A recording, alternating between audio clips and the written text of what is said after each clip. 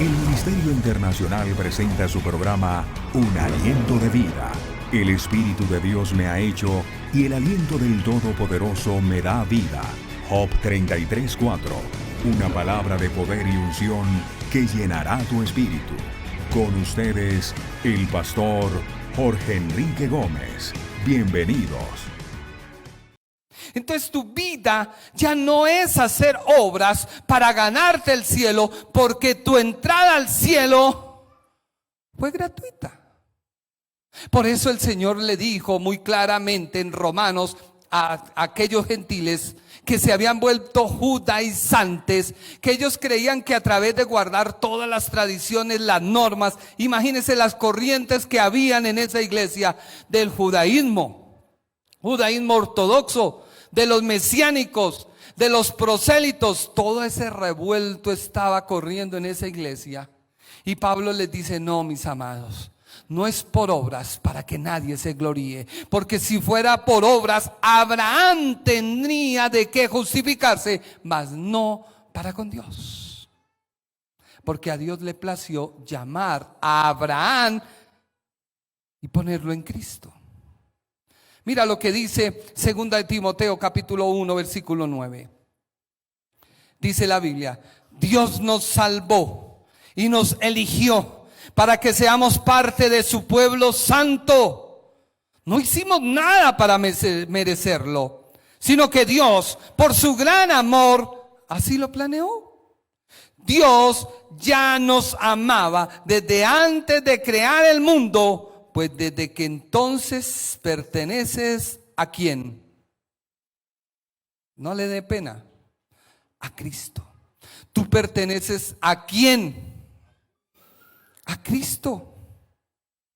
Cuando tú le das la espalda al mundo, es que la gente no ha entendido qué es el plan de salvación. El plan de salvación es que Dios está en Cristo y Dios están en su gloria.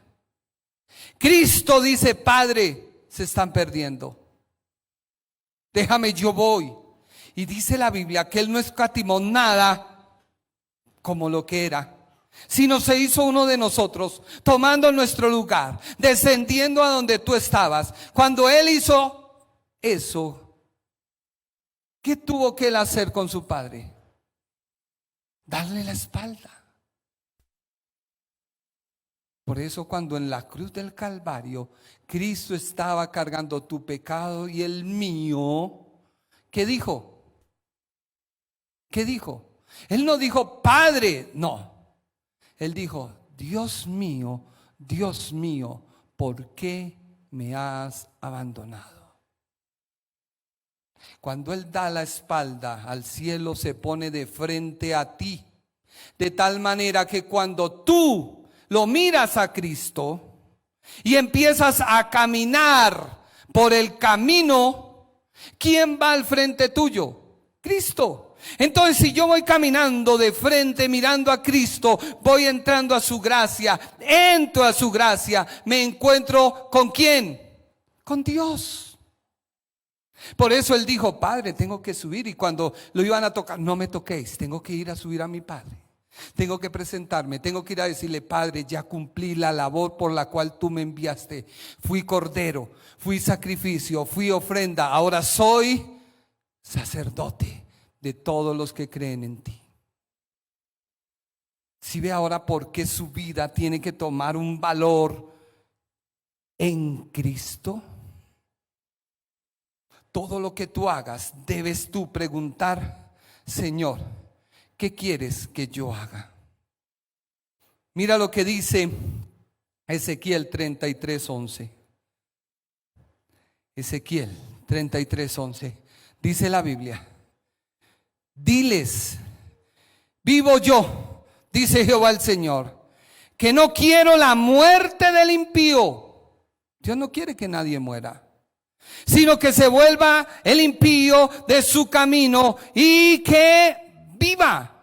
¿Qué Dios le está diciendo? Que se devuelva, o sea, que ya no siga por él, sino que ande por el único camino.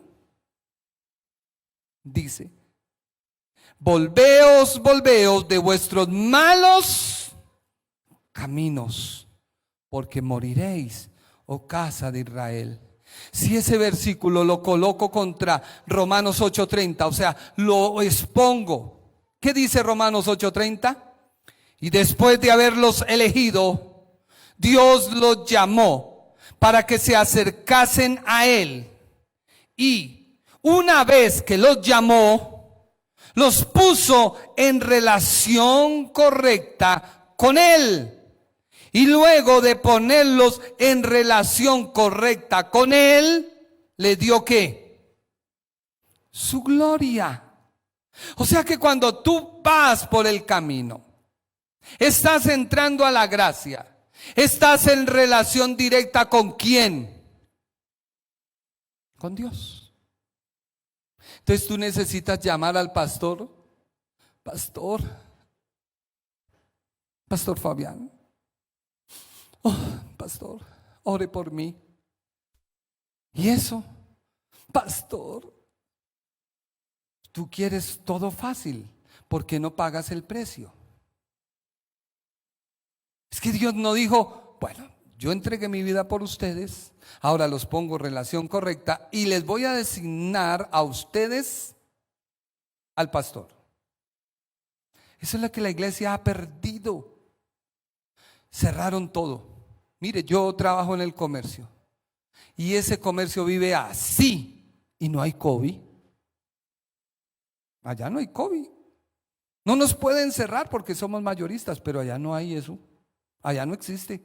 De hecho, llegaron las vacunas y inmediatamente quitaron todos los controles. Todos. Y yo dije, uy, gloria a Dios, se acabó el COVID, ahora sí la iglesia se reúne. No. Resulta que ustedes, el único lugar donde vienen a ser contagiados es aquí. ¿Sabe por qué? Porque Satanás sabe que los que salen del mundo entran por el camino, llegan a la gloria de Dios. Cuando se unen, comienzan a hacer que la gloria de Dios descienda. ¿Por qué? Porque se une un arca del pacto. No sé si me equivoqué, pastor. Había en el tabernáculo 3 lugares. El atrio, todo el mundo entraba. Se ofrecía el sacrificio. Una vez se ofrecía el sacrificio, había una fuente donde se lavaba el sacerdote sus manos. Luego él entraba al lugar santo. En el lugar santo había la mesa de propiciación, estaba el candelero, los panes sin levadura. Bueno, si mal no recuerdo.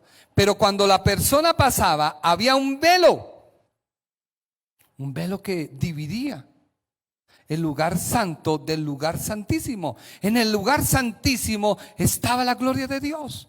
Estaba el arca del pacto, estaban allí la vara de Aarón, estaban las tablas, estaba el maná. Y a ese lugar santo, santísimo, solo entraba una vez al año el sacerdote. Y debía derramar sobre el arca del pacto la sangre una sola vez por pecado de todo el pueblo. Dios, ¿qué hizo con la muerte de Cristo? Rompe el velo. La sangre de su Hijo se derrama sobre cada uno de ustedes. Así que cuando usted ora, está entrando al Shekinah de Dios. Usted, no el pastor, usted. El pastor también. Todos entramos al Shekinah, a la gloria de Dios. Por eso cuando la iglesia se reúne, es un olor grato que sube a la presencia de Dios. Satanás lo sabe, por eso a todo mundo le ha callado la boca. No estoy diciendo no se ponga el tapabocas, tiene que ponérselo. Pero en cierta manera, a todo mundo nos ha querido callar. Es momento que la iglesia se levante y empiece a buscar su lugar. ¿Cuál es su lugar? Su lugar es que usted es hijo de Dios, que usted es lo más preciado que Dios tiene, que cuando Dios ora se deleita en usted, porque el olor de su sacrificio, las ofrendas están subiendo al trono de la gracia y allí Él se deleita. Dios se deleita sobre su oración. Rápido, vámonos. ¿Qué dice la Biblia? Gálatas 2:20. Así que cuando tú entras a la gracia, tienes que ser renovado. Entras a la gracia, eres renovado. Gálatas 2:20. En realidad, yo también he muerto en la cruz junto con Cristo. Y ya no soy yo el que vive, sino que es Jesucristo el que vive en mí. Y ahora vivo gracias a mi confianza en el Hijo de Dios, porque Él me amó y quiso morir para salvarme. Ahora mira, entrar a la gracia de Dios es vivir la gracia, es morir al pecado. Romanos 6:23. Romanos 6:23. ¿Qué dice la Biblia? Quien solo vive para pecar, recibirá como castigo la muerte. Pero Dios nos regala la vida eterna por medio de Cristo Jesús, nuestro Señor. O sea que cuando tú estás en la gracia de Dios, todo tu accionar tiene que ser en función ¿a quién? ¿Ves la oportunidad? Sebastián no es hábil para los negocios. Tiene una moto y resulta que está mal. Y el hombre, hermano, mire, estoy mal, necesito pagar una deuda, cómpreme la moto. ¿Cuánto vale la moto? No, 10 millones. Pero hermano, es que la deuda está en 2. Vea, le doy 500 y eso por ayudarlo. Ese es el accionar de un hijo de Dios. Yo sé que son negocios, pero es que ahí hay una desventaja, porque comercialmente esa moto no vale eso. Pero él está en un aprieto. Entonces, ¿qué puedo decirle yo? Bueno, hermano, listo, le doy los 2 millones, le recibo la moto, búsquelos y me la paga. Pasó el tiempo, hermano, ¿qué pasó? No pude. Bueno, entonces le doy 6 millones más, déjeme ganar 2 millones y eso es un negocio. Pero hoy en día los cristianos quieren sacar tajada, piensan como el mundo, son del mundo. Usted no ve las iglesias, no ve los canales, hermano, pacte y recibe. Y yo digo, bueno, y entonces los impíos son más prósperos que con nosotros. Entonces el que no tiene nada dice, no, es que hermano, estoy fuera de la gracia. ¿Por qué no? No. Tú vives la gracia porque estás en Cristo. Le pide a Dios sabiduría y le dice, Señor, mira, tengo un problema económico. A nosotros nos pasó. Y yo le oraba, Señor, estrategias, Señor, estrategias, Padre. ¿Qué hago que la gente me vea? Pues me hice un pollo. Con mi esposa cosimos la tela y nos pusimos a coserle, le pusimos flecos, 2 balones adelante, 1 atrás, y ese pollo por todos lados estaba dando publicidad. Y la gente, ¿y dónde es? No, allá en Fulano. Sí. Y todo el mundo reconocía al loco del pollo, sí, y ahí vamos. Así. Hasta que un día Dios llegó y dijo, no, un momento, usted está mal con su papá, vaya, arréglese con su papá. Fui, papá, tal cosa. Bueno, hijo, venga, oro por usted. A partir de ahí se abrieron las ventanas de los cielos. ¿Qué le quiero enseñar? Viva la vida en Cristo de acuerdo a la palabra, pero no le eche la culpa a nadie, ni trate de agradar por sus obras a alguien que no puede agradar, porque Él te dio la salvación gratuita. Lo que pasa es que usted se amarga la vida no viviendo en Cristo, sino viviendo bajo los demás. La gente quiere el evangelio rápido. Yo me acuerdo en mis tiempos, para hacernos un café tocaba esperar que la mata produjera el café. Después del café, preguntémosle a Sebastián, ¿cuál es el proceso del café? Ni pío. Solamente él sabe que se calienta la leche, hay un tarrito, se coge una cucharada, se echa, ¿sí o no? Y se le agrega azúcar. No. En los tiempos de mi papá y de mis abuelos era tomar el café de la mata, se cogía el granito rojo, no verde, se llevaba, se cogía y se le sacaba la cáscara, ¿sí o no? ¿Voy bien? Después de sacar la cáscara se lavaba el grano bien, se lavaba bien, se botaba, volvía y se lavaba bien. Después se ponía a secar. Y después de secar se cogía y se pasaba a una tostadora. Después de la tostadora se hacía, molía, y una vez se molía se ponía el café. Servía el agua, se echaba el café, pero inmediatamente no lo podía tomar porque tocaba esperar a que las pepas se asentaran al fondo para uno poderse tomar el café. ¿Sí sabían ese proceso? Hoy la gente no quiere pagar el precio en la vida cristiana.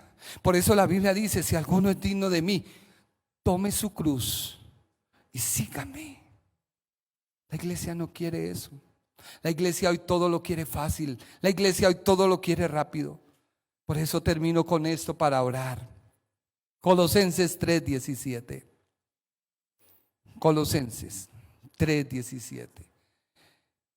Y todo lo que hagan o digan, háganlo como representantes del Señor Jesús. Y den gracias a Dios Padre por medio de Él. Todo lo que hagan y digan, todo lo que tú hagas o diga debe terminar en un solo resultado: